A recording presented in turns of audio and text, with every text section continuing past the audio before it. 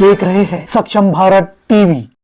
शेवटची तारीख आहे अर्ज दाखल करण्याची आणि आतापर्यंत आपल्या पक्षाच्या वतीने किती उमेदवारांचे अर्ज दाखल झालेले आहेत? राष्ट्रवादी काँग्रेस पार्टी अजितदादा गुटचा मी शहराध्यक्ष आहे। मी तुम्हाला सांगू इच्छितो की आतापर्यंत जवळपास 120 लोकांना आम्ही बी फॉर्म दिलेले आहे व अजून गर्दी कमी व्हायला मार्ग नाही, गर्दी लागलेली आहे। लोक त्या बी फॉर्म देण्याच्या करता आम्ही सातत्याने प्रयत्न आमचे सुरू आहे। अजून 1 तास बाकी आहे हातामध्ये, तोपर्यंत जवळपास मला असं वाटतंय शहरामधले 151 प्रभाग पूर्ण होतील असा माझा अंदाज आहे। काय वाटतं की जे बी फॉर्म दिले गेलेले आहेत हे पक्षाचे संपूर्ण कार्यकर्त्यांना दिलेले आहेत की काही मित्र पक्ष जे आलेत आपल्याकडे आपला स्वभाव बघून तर त्यांना सुद्धा तुमचा प्रश्नाचा मी समजलो।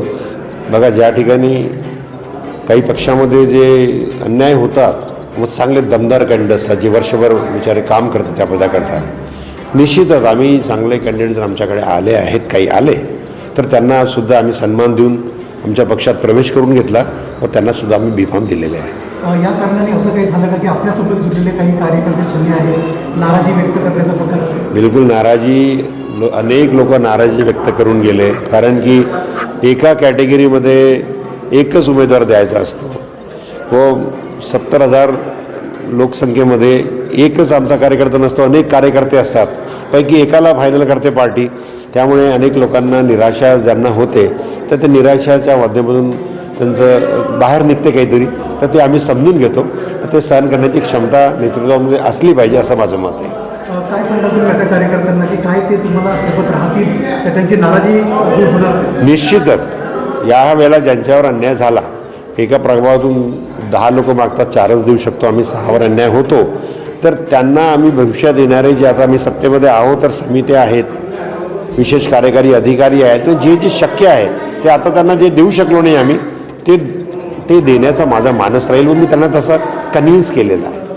काय उद्देशाने तुम्ही 151 सीटा जर लढवत आहोत आपण, तर या महानगरपालिकेमध्ये वेगळा काय असा अजेंडा राहणार आहे तुमच्या?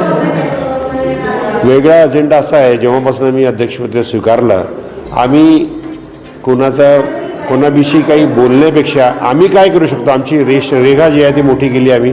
तुम्ही बघा, दर 2 दिवसांनी आम्ही एक मोठे आंदोलन जनतेच्या समस्या सोडवण्याकरताच राजकीय पक्ष असतो व ते आम्ही सत्तेमध्ये असूनसुद्धा आम्ही निरंतर आंदोलनं केलेलं आहे। स्वच्छतेबाबत, ST बसबाबत, डॉग्स जो शहरामध्ये लोकांना त्रास होतो कुत्र्यांपासून त्याबाबतीत, लहान मुलं रस्त्यावर भीक मागतात त्याबाबत, अनेक प्रश्नाशी जे निगडीत होते, रस्त्याच्या गड्ड्याबाबत, ट्रॅफिकबाबत जे DCBच्या जाऊन आम्ही आंदोलनं केले, हे सर्व जनसामान्यांचे प्रश्न जर सोडवले खऱ्या अर्थाने तर लोक तुमच्याकडे बघतात, तुमच्या पक्षात येण्याचा ओघ वाढतो व माझ्या इथे हा ओघ वाढलेला आहे असा याचा मला एक आनंद आहे।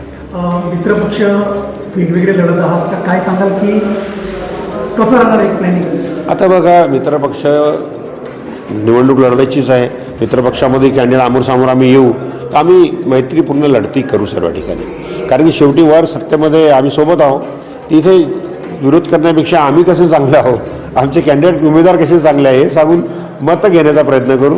गुन्हेगाने काढण्याचा मी कार्यकर्त्यांना आदेश दिलेला नाही।